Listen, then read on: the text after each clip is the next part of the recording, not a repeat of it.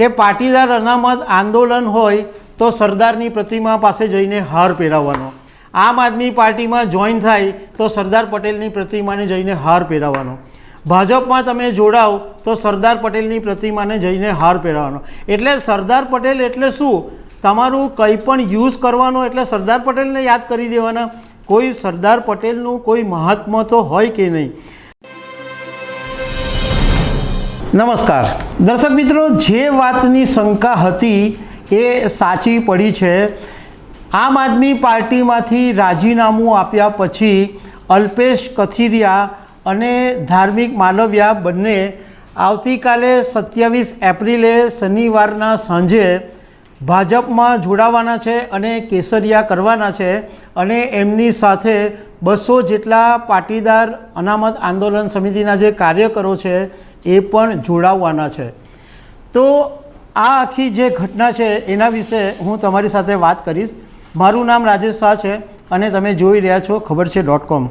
દર્શક મિત્રો, અલ્પેશ કથિરિયા અને ધાર્મિક માલવિયાએ 18 એપ્રિલે આમ આદમી પાર્ટીમાંથી જ્યારે રાજીનામું આપ્યું ત્યારે અમે એમને ફોન કરીને પૂછ્યું હતું કે શું તમે ભાજપમાં જોડાવાના છો? ત્યારે બંને જણાએ અમને એવું કીધું હતું કે હજુ સુધી નક્કી નથી.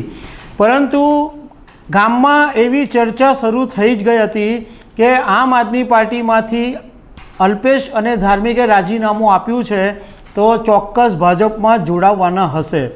આજે આ વાત સાચી પડી છે અને હવે એવું નક્કી થઈ ગયું છે કે અલ્પેશ કથિરિયા અને ધાર્મિક માલવિયા 27 એપ્રિલ શનિવારના રાત્રે 8 વાગ્યે વરાછામાં આવેલા મિની બજારમાં સરદાર પટેલની પ્રતિમાને હાર પહેરાવીને ભાજપમાં જોડાઈ જશે અને આ સમયે CR પાટીલ હાજર રહેશે અને ભાજપના મંત્રીઓ, ધારાસભ્યો, બધા મોટા નેતાઓ પણ હાજર રહેશે.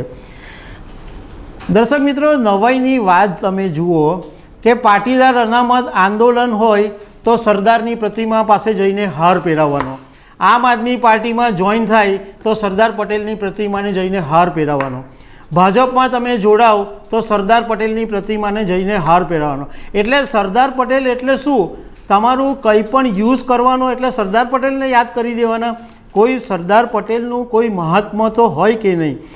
કંઈ નહીં. એનીવે, અમે તમારી સાથે એ વાત કરીએ કે અલ્પેશ કથિરિયાને અમે ફોન કર્યો કે ભાઈ તમે ભાજપમાં જોડાવાના છો તો તમે શું કામ જોડાવાના છો? કારણ કે જ્યારે પાટીદાર અનામત આંદોલન ચાલતું હતું ત્યારે ખોબા ભરીને ભાજપને આ બધા નેતાઓ ગાળો આપતા હતા.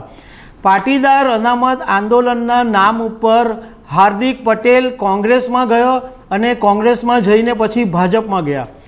હવે પાટીદાર અનામત આંદોલનના બે જ મોટા ચહેરા બચેલા છે, અલ્પેશ કથિરિયા અને ધાર્મિક માલવિયા. તો હવે આ બંને ચહેરાઓ પણ જ્યારે ગયા તો અલ્પેશભાઈને અમે પૂછ્યું તો એમણે એમ કીધું કે હું ભાજપમાં જોડાવાનો છું એ વાત નક્કી છે, પરંતુ ભાજપમાં શું કામ જોડાવાનો છું એ વાત હું તમને જોડાયા પછી કરીશ. એ પછી અમે ફોન કર્યો ધાર્મિક માલવિયાને. ધાર્મિક માલવિયાએ અમને 3 વખત એમ કીધું કે હું તમને 1 મિનિટમાં ફોન કરું છું, બીજી વખત ફોન કર્યો હતો કે 5 મિનિટમાં ફોન કરું છું, ત્રીજી વખત ફોન કર્યો હતો કીધું હમણાં 5 મિનિટમાં તમને પાછો ફોન કરું છું. અને જ્યારે ચોથી વખત અમે ફોન કર્યો તો ધાર્મિક માલવિયાએ ફોન ઉઠાવવાનો બંધ કરી દીધો. ભાઈ, તમારા મગજની અંદર ક્લિયર તો હશે ને કે તમે ભાજપમાં શું કામ જોડાવાના છો? એટલી એક નાનકડી વાત કહેવામાં શું વિચારવાનું હોય? તમે જ્યારે ગયા હોય તો ઘણા બધા લોકો સાથે ચર્ચા કરી હશે અને તમે વિચાર્યું હશે કે ભાઈ તમે આમ આદમી પાર્ટી છોડીને ભાજપમાં શું કામ જઈ રહ્યા છો. બીજી એક વાત એ જાણવા મળી કે અલ્પેશ કથિરિયા અને ધાર્મિક માલવિયાએ ભાજપમાં જોડાતા પહેલાં વરાછાના એક ફાર્મ હાઉસની અંદર પાટીદાર નેતાઓની સાથે એક બેઠક કરી હતી અને એ બેઠકની અંદર ચર્ચા વિચારણાને અંતે એવો નિર્ણય લેવામાં આવ્યો કે અલ્પેશ કથિરિયા અને ધાર્મિક માલવિયા બંને જણા શનિવારે ભાજપની અંદર જોડાઈ જશે. આ તો થઈ એક ન્યૂઝની વાત કે ભાઈ એક ઘટના બની એની વાત, પરંતુ એક જો આપણે સામાન્ય રીતના સમજીએ કે ભાઈ અલ્પેશ કથિરિયા અને ધાર્મિક માલવિયાની ભાજપને શું કામ જરૂર પડે અને અલ્પેશ કથિરિયા અને ધાર્મિક માલવિયા પણ ભાજપમાં શું કામ જાય? ભાજપની પાસે 26 બેઠકો છેલ્લી 2 લોકસભાથી જીતે છે.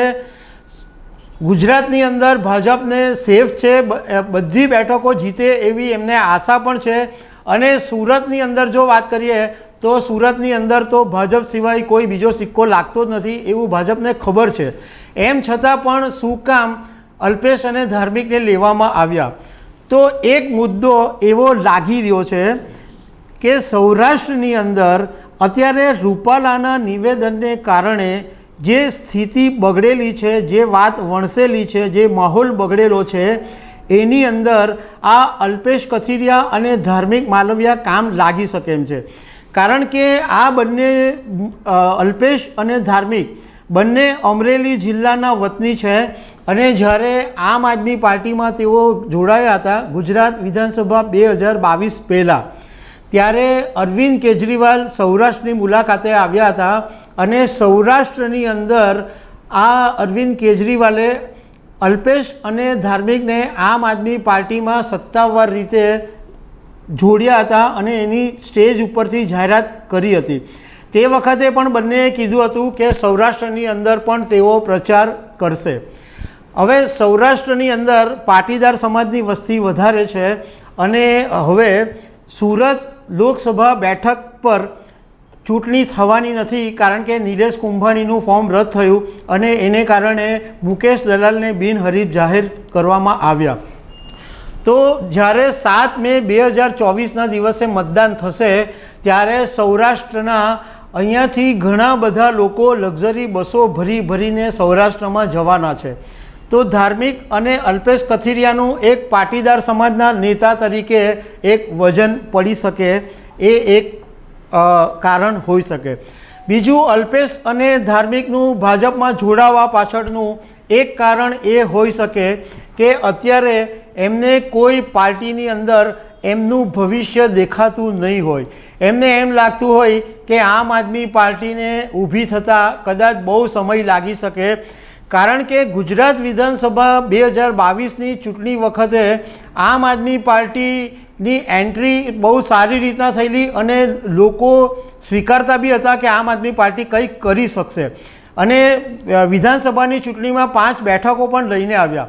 પરંતુ એ પછી લોકસભાની 2024ની જે ચૂંટણી આવી એમાં આમ આદમી પાર્ટીનું ક્યાંય કોઈ જગ્યાએ નામ નહીં સંભળાયું. કોંગ્રેસનું ભવિષ્ય આમ પણ ખલાસ થઈ ગયું છે. કોંગ્રેસને પતાવી દેવા માટે ભાજપે બધા જ પ્રયાસો કરેલા છે. તો કદાચ અલ્પેશ અને ધાર્મિકને એમ લાગ્યું હોય કે આ એક જ પાર્ટી એવી છે કે જેમાં એમનું ભવિષ્ય સાકાર થઈ શકે એમ છે. કારણ કે બંને હજુ યુવાન છે અને લાંબી ઇનિંગ રમી શકે એમ છે.